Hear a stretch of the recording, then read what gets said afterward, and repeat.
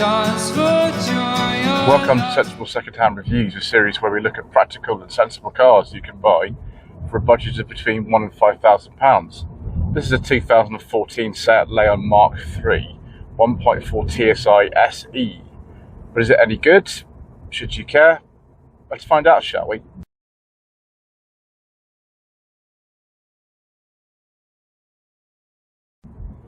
So the Mark III Leon was launched in 2012 alongside the Mark 7 Golf that it's based on, and also the third generation Skoda Octavia. It continued until 2020 when it's replaced with the current generation, the Mark IV. Basic engine when this car was launched was a 1.2 TSI engine with 103 horsepower, later updated in 2014 to a 1.2 with 108 horsepower.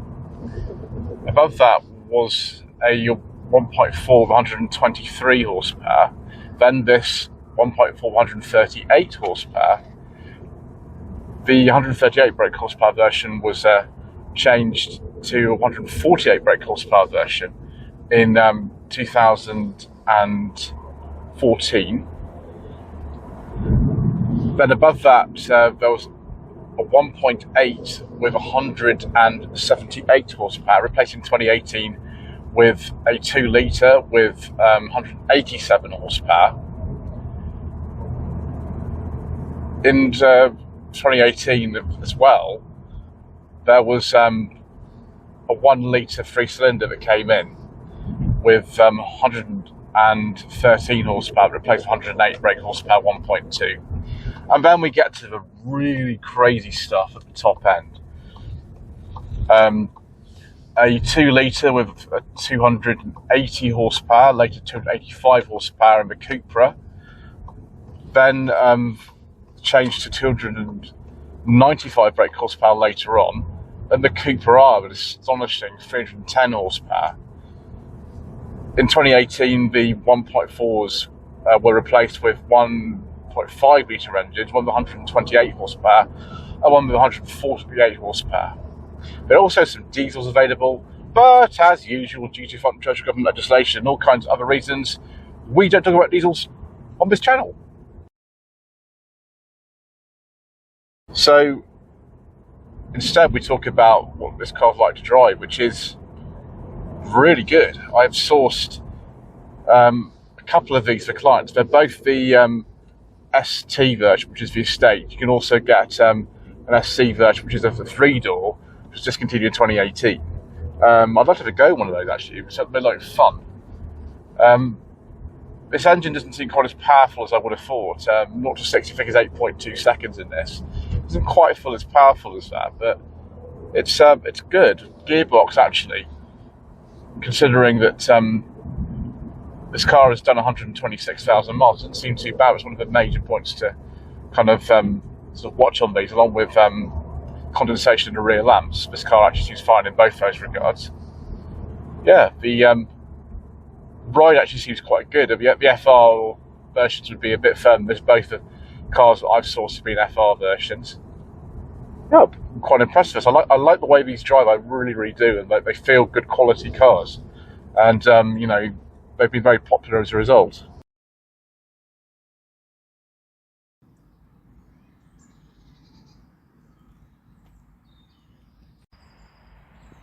So this car is awaiting some final preparation. It does need a good clean inside and outside, but it doesn't look too bad. The car's actually done about 126,000 miles, which, to be honest, it doesn't look like it has really at all.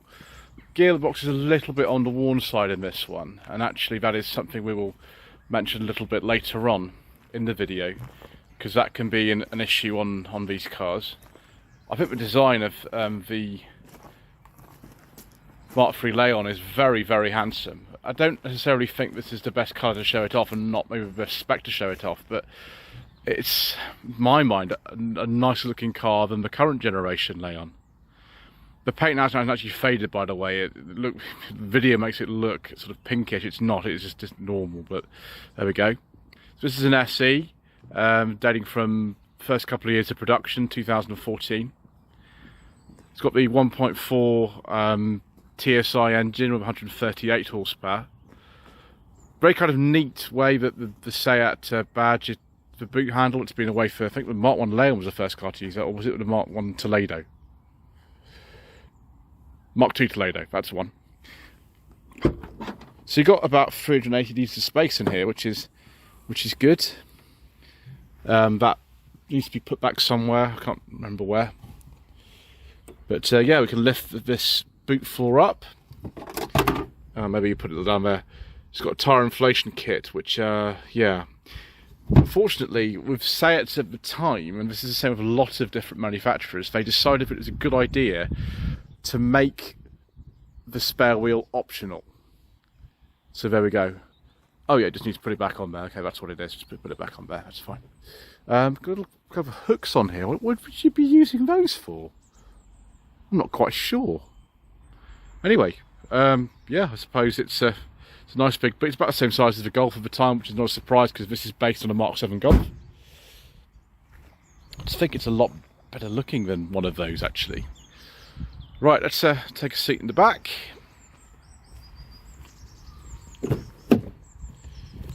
Space is absolutely fine, really. You've got some nice big door bins, actually. I prefer a high spec, like an Excellence or something like that would be the sort of car I would have. Nice Faces Excellence model, or an Excellence Lux. But there we go. Yeah, plenty of room in here. Loads of headroom and just some damped grab handles. Yes, we do. All is right with the world. No centre armrest in this particular car.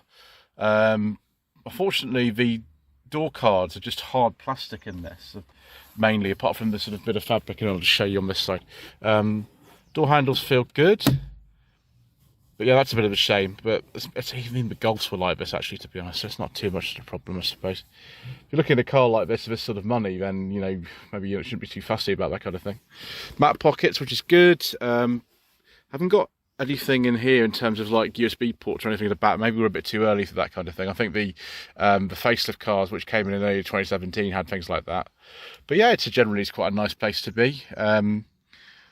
I think I prefer one of these to the Octavia and the Leon and the A3, to be honest. The A3 is nice, but I've just got a sort of preference for Seats, having owned one of these cars of this sort of era back in the early days of the channel. Right, yes, so it's nice and comfortable here. The estates will be even better. Let's have a look in the front. Right, nice stylish door handles and door mirrors, aren't they?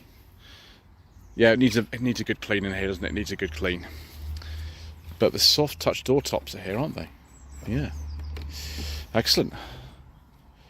So just very basic looking kind of trim on this SE model. There was an even more basic one called the S, but I don't think I've ever seen one of those, actually. You can tell this is an early one because you've got this little tiny touch screen in here. Very small. No sat-nav or anything like that. I think you had to get an SE technology or whatever it was to get sat-nav in this, from what I remember. 6-speed manual on this. You could get a DSG automatic, although that's a bit of a dangerous place to go unless you've had that gearbox serviced every 40,000 miles. Yeah, maybe not. It's got cruise control in here. There's the same indicator and wiper stalk as actually on my old Seat Toledo from 2017. Have the same. Door card's a bit more stylish, though. I mean, that needs cleaning off, doesn't it? That, but there we go. Auto lights for some reason. Maybe that was standard or an option, I don't know. But one good thing about this old infotainment system is that the SD card actually goes in here. It doesn't go in there. On the later cars, or the ones with the bigger infotainment systems, the CD slot and the SD card slot are in the glove box. And trying to change one of those while you're driving is no, really. You just can't do it. I do like the steering wheel, which feels nice. The controls are very easy to use, very simple, exactly the same as on my old Mark 4 Toledo. Handbrake is a normal one. Some of them have electronic handbrakes, actually, but the vast majority of them, I think, do have a normal one, which is good. We've got tiny little cubby in here. Armrest, I think, adjusts like that. You can move back and forth. You can have it like that or like this. I'd have it, I don't know, as far away as possible if it were me. Cup holders are there, which is good. On some of the later ones, the start-stop button is about here if you want to keyless entry, but this hasn't got it. And we got blanking plates, of course, where some switches would be, because it's quite a basic one. There's just normal aircon, which some of you will think this is the trim for me, because it doesn't really have very much, and that's all I need, which is fine. Although, as I've said, I'm more of a luxury person. Glove box, I think we can get me mission documents in there without any problems whatsoever. I will just try. I was right. We haven't got the sort of CD player, but it goes sort of here, I think. The CD player just up here. If it was there, but it's not. Great, we've done that. Door pockets, yeah, nice and big. Actually, very big. Which is good and practical. No sunglasses holder in here. I thought these had them. No. There's the answer to that. That's a shame. But yeah, generally it feels quite well made in here, actually, with soft touch dash and things like that. I just wish we had, I don't know, something a little bit more kind of luxurious, because this is just a bit sort of Spartan for me. But there we go. Anyway, let's stop fussing about that and have a look at the engine. So here we are. This is a 1.4 138 brake horsepower turbocharged engine. This is the earlier version. The later ones, I think later on in 2014, it changed to the 148 Eco TSI. I've just driven today in a Ibiza ST, actually. Can't remember offhand whether these are a timing chain or a cam belt engine, because we did change at some point during the life of the car. It could be either, to be honest. I get very confused with these Volkswagen engines, because they have the same capacity and they change very slightly the power output. Yeah, you have to check very carefully about that sort of thing. But anyway, yes, it looks reasonably simple to work on, actually, for a modern car. They do have some carbon build up these engines, so just be aware of that when you're buying one of these. This one seems okay to me. We've got these, this very, very stylish light, even though these, I don't know if you can even the LED running lights on them. You can get the ones from 2017, you can get full LED headlamps with sort of active matrix LEDs in them, which look brilliant, actually. But yeah, this is just a more basic one, which is fine. It's typical of the one you'd be buying at the sort of lower end of the Leons, £4,500, something like that, for a car such as this. Yeah. Well, let's stop waffling on about nothing and go for a drive, shall we?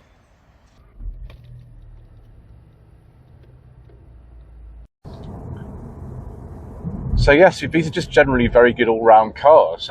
They look good, they drive well.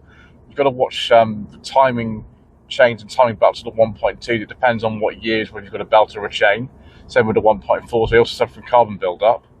But generally, these are very, very easy cars for me to recommend to people. And I'd recommend probably spend a little bit more money than one of these were to get a slightly better example, unless you want a really cheap one like this. But overall, yeah, pretty good, really.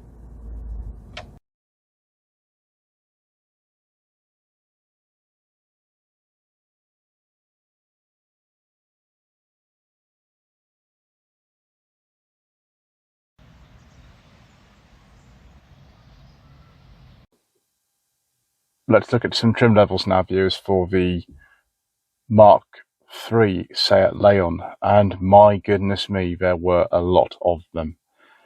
We have the S, the SDZ, the SE, the SE Dynamic, the SE Dynamic Technology, the SE Technology, the SEZ, the FR, the FR Black, the FR Black Edition, the FR Sport, the FR Technology, the Cupra, the Cupra Lux, the Cupra R, and then we have the Excellence Lux, and the Excellence Technology. Guess which one I prefer, viewers?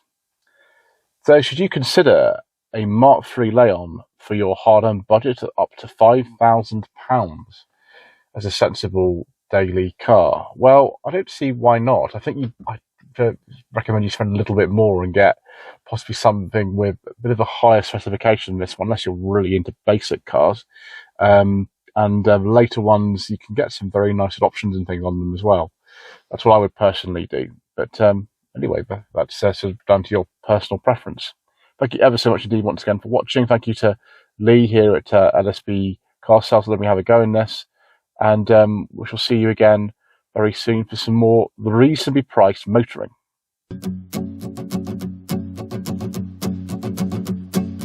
One, two, three, four.